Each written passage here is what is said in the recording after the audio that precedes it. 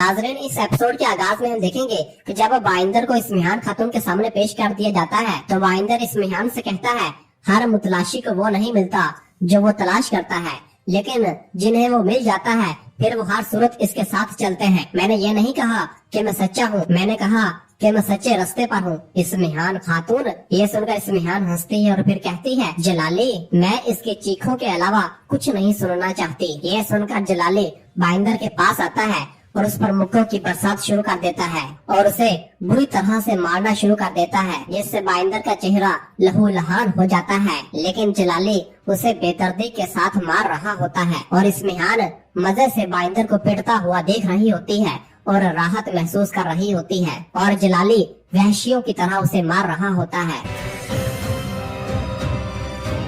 और फिर दूसरी जानब उस्मान साहब और उनके जानबाज सिपाही जंदान में बंद होते हैं और उस्मान साहब कुछ सोच रहे होते हैं। सुल्तान मसूद भी उसी जंदान में कैद होते हैं और सब लोग बहुत ज्यादा परेशान भी होते हैं। और फिर मसूद उस्मान साहब से कहते हैं हम नहीं कर सके उस्मान साहब। इस पर उस्मान साहब कहते हैं ये किसने कहा सुल्तान मसूद, हम अभी तक हारे नहीं हैं। जिस पर कनूर कहता है आप आगे की मंसूबा बंदी किए बगैर कभी भी हरकत नहीं करते हजूर। और फिर सुल्तान मसूद भी खड़ा होता है और कहता है उस्मान साहब हम पहले ही कैद में हैं, हमें मजीद तजस्सुस में मुब्तला न करें। इस पर उस्मान साहब कहते हैं बदकिस्मती से कोनिया गजन खान की हिफाजत में है, इससे दस्तावेज हासिल किए बगैर आपका तख्त पर बैठना कानूनी नहीं। और फिर कहते हैं नाइमान और इस्मिहान मिलकर काम कर रहे हैं और वो सुल्तान अलाउद्दीन को अपनी तरफ कायल कर रहे हैं, ऐसा मैंने गजन खान को बताया। शेख अदबाली और तुगत इसे ये बताने तबरेज गए हैं गजन खान का लश्कर आएगा और हमें यहाँ से निकालेगा और इंशाल्लाह वो आपको कोनिया के तख्त पर बैठाएगा। ये सुनकर सुल्तान मसूद कहता है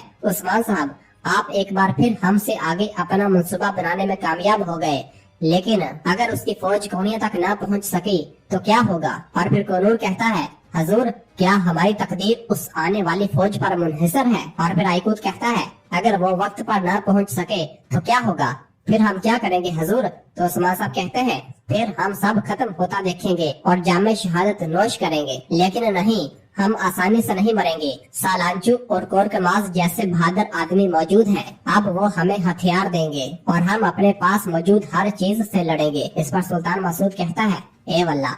और फिर इसी दौरान सल्जुकी सिपाही बाहर जंदान में आता है और आकर कहता है आप हमारे साथ आ रहे हैं उस्मान साहब। यह सुनकर बुरहान आगे बढ़ता है और कहता है उस्मान साहब को कहाँ ले जा रहे हो भाई। और फिर तुरहान कहता तुम्हें पहले हमें फिर उस्मान साहब को लेकर जाना होगा। तो उस्मान साहब अपने सिपाहियों को रोक देते हैं और कहते हैं सिपाहियों रुक जाओ और उन्हें आने दो। और फिर सल्जुकी सिपाही जंदान का दरवाजा खोलते हैं और जंदान में दाखिल होकर उस्मान साहब को हथकड़ियां लगा देते हैं और उन्हें लेकर जंदान से रवाना होते हैं। तो उस्मान साहब कहते हैं परेशान होने की जरूरत नहीं है, होशियार रहो, हम या तो जिंदा रहेंगे या मर जाएंगे। और वहाँ से रवाना हो जाते हैं।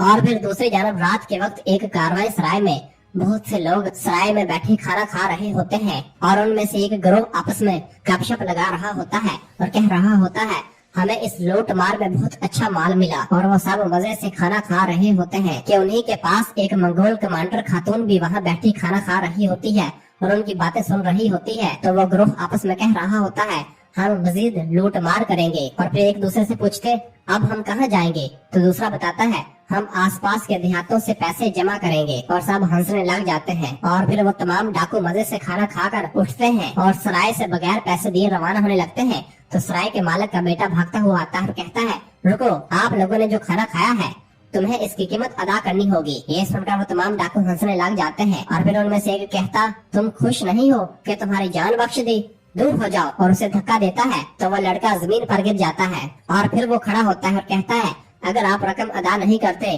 तो फिर दोबारा यहाँ मत आना, हम बगैर रकम की खिदमत नहीं करते। इस पर वो आदमी कहता मैं आऊँ या न आऊँ, तुम इसका हिसाब नहीं ले सकते। और फिर दूसरा कहता है तुम कुछ ज्यादा ही बोल रहे हो, इसको चुप करवाते हैं। और अपनी तलवार निकाल लेता है। ये सब देखकर उसका वालिद कहता मेरे बेटे को छोड़ दो, यहाँ से चले जाओ। लेकिन वो आदमी जैसे ही उस लड़के पर अपनी तलवार से वार करने लगता है तो वो मंगोल कमांडर खातून उस पर हड्डी फेंकती है और उसे कहती है इसे छोड़ दो। उस खातून को देखकर तमाम डाकू हंसने लग जाते हैं। और फिर वो आदमी उस पर हमलावर होता है तो वो मंगोल कमांडर खातून भी उन पर हमलावर हो जाती है। और इस तरह उस मंगोल कमांडर खातून के सिपाही भी उन डाकुओं पर हमलावर हो जाते हैं और उनके साथ लड़ने लग जाते हैं।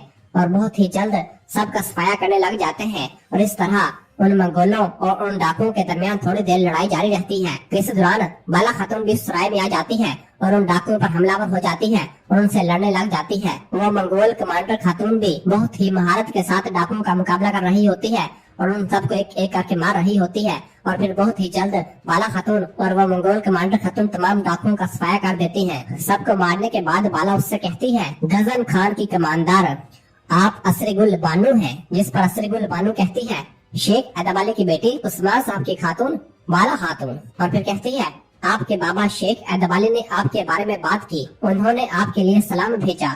तो बाला कहती है, वालेकुम सलाम। और फिर पूछती है, क्या ये जानते थे कि आप कौन हैं? तो असरीगुल कहती, आमतौर पर परियों की कहानियों में मर्द सराय वाले की बेटी को बचाते हैं, मैंने आज सराय वाले के बेटे को बचाया है। और फिर असरीगुल अपने मंगोल सिपाहियों से कहती है, इतना आराम काफी नहीं है, हम यहाँ एक मसला हल करने के लिए आए हैं, हम जा सकते हैं। और फिर बाला भी अपनी खवातीन से कहती है, चलो बाजियो, सिपाहियों को कहो कि घोड़ा गाड़ियाँ तैयार करें।